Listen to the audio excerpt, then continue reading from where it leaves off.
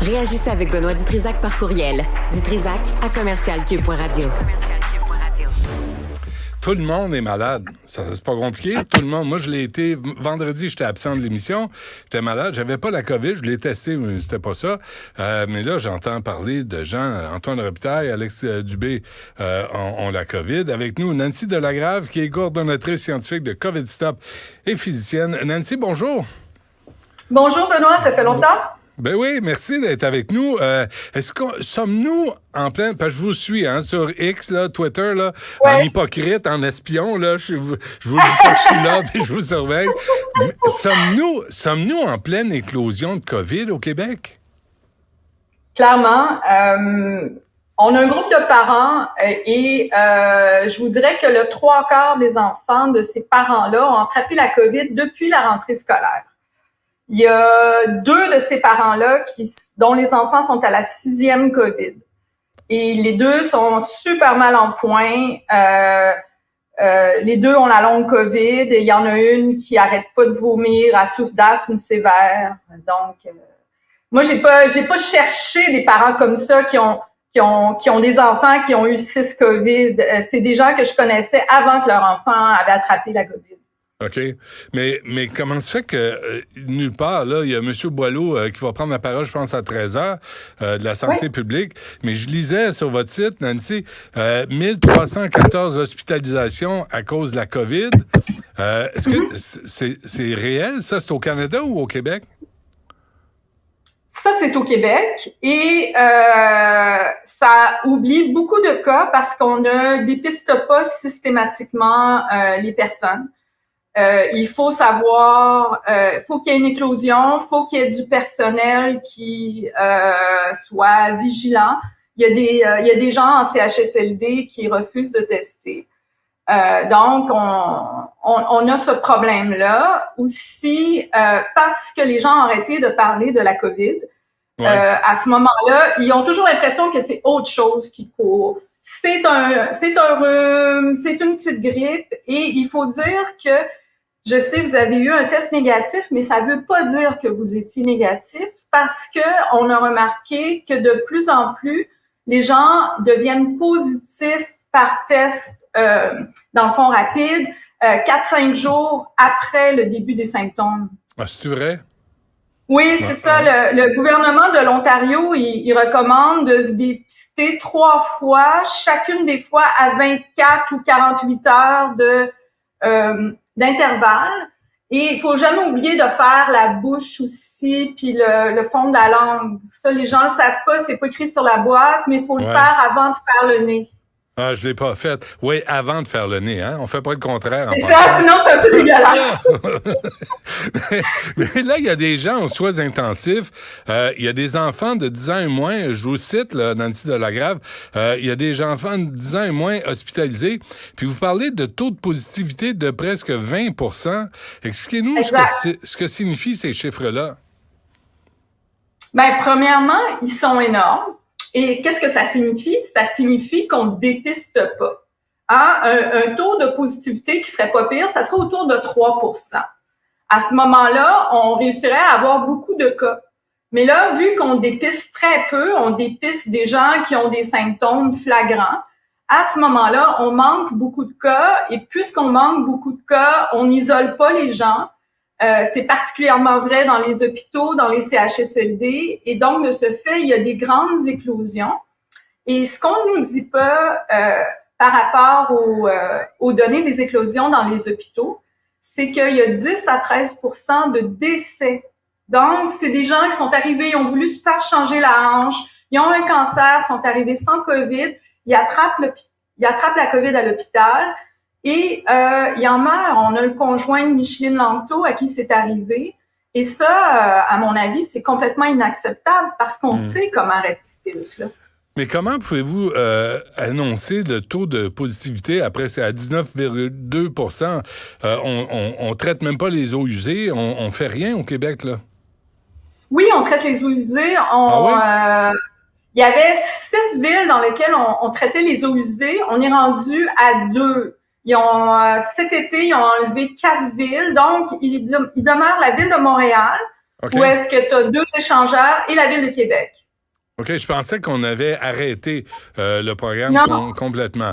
OK, mais ça, est-ce que ça fournit des données? Oui, ça fournit des données et le taux de circulation du virus.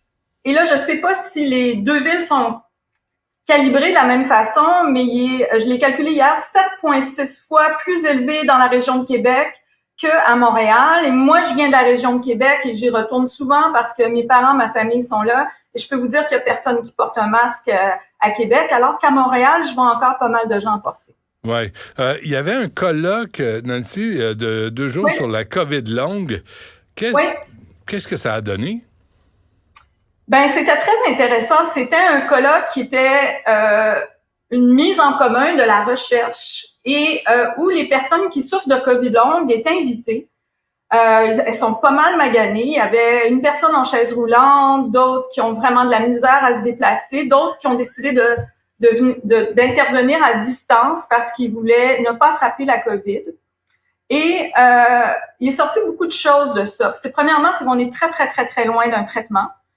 Il y a très peu de fonds qui sont investis dans la recherche. Autre chose, c'est que les réinfections augmentent les chances d'avoir la COVID longue, d'avoir des séquelles, des fois des séquelles qui sont sous-cliniques. On les voit quand on fait de l'imagerie, par exemple, au niveau du cœur, du poumon, du cerveau.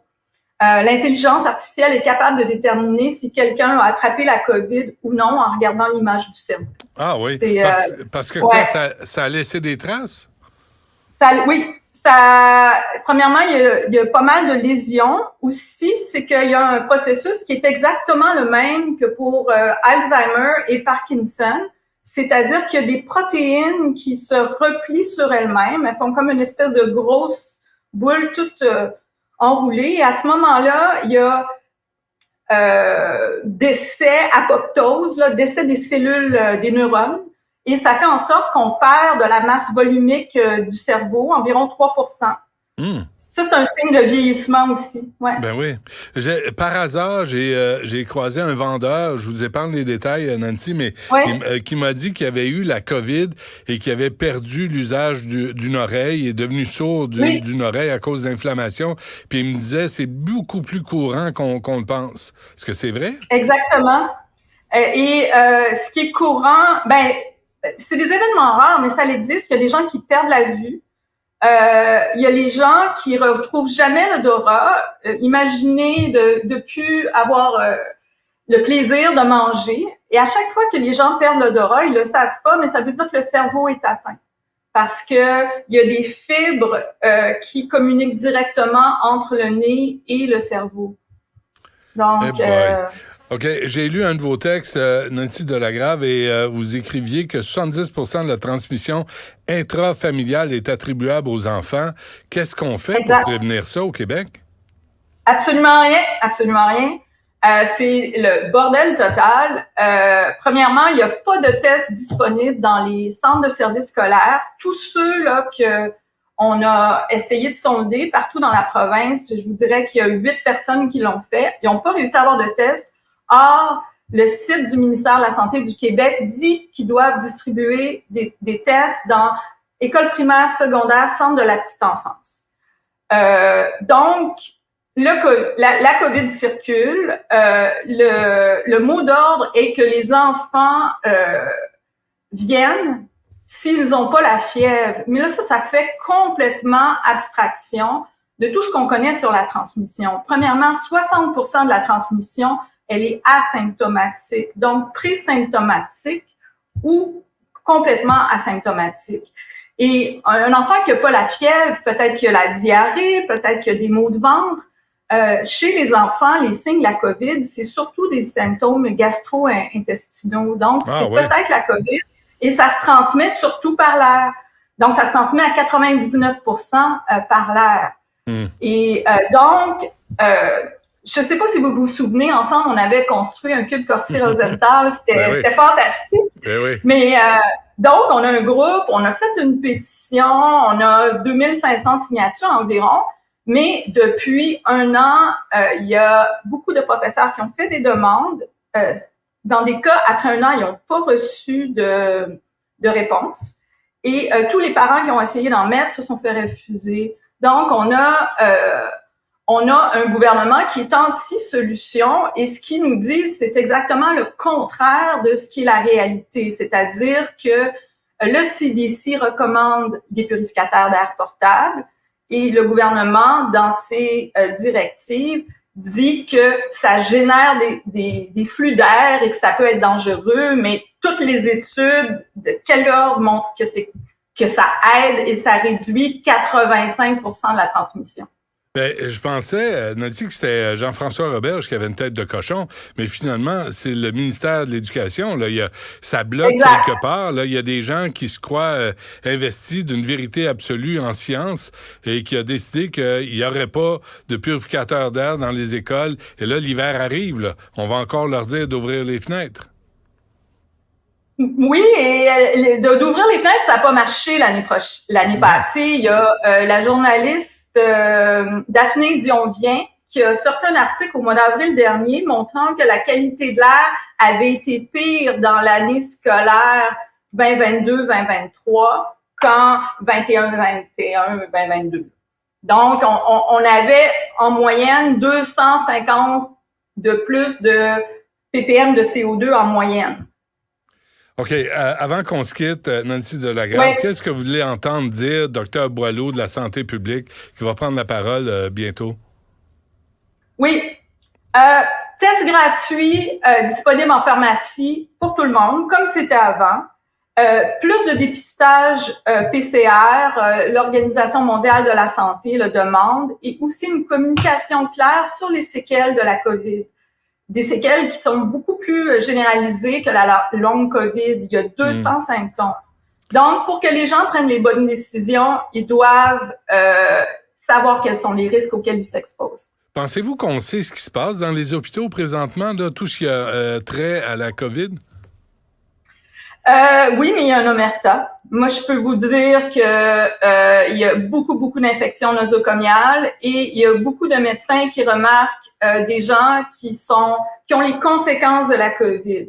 C'est-à-dire qu'il y a beaucoup plus d'ACV chez des personnes jeunes qu'avant. Il y a beaucoup plus de maladies invasives, comme des gens de 50 ans qui meurent de streptocoque A. Il y a beaucoup plus de problèmes cognitifs sévères pour des personnes jeunes. Eh boy, OK. Bon, ben écoutez, il va falloir qu'on se reparle, hein, parce que je pense qu'il faut qu'on soit plus sérieux puis qu'on arrête de dire que la COVID est disparue, parce que ce n'est pas le cas, de toute évidence.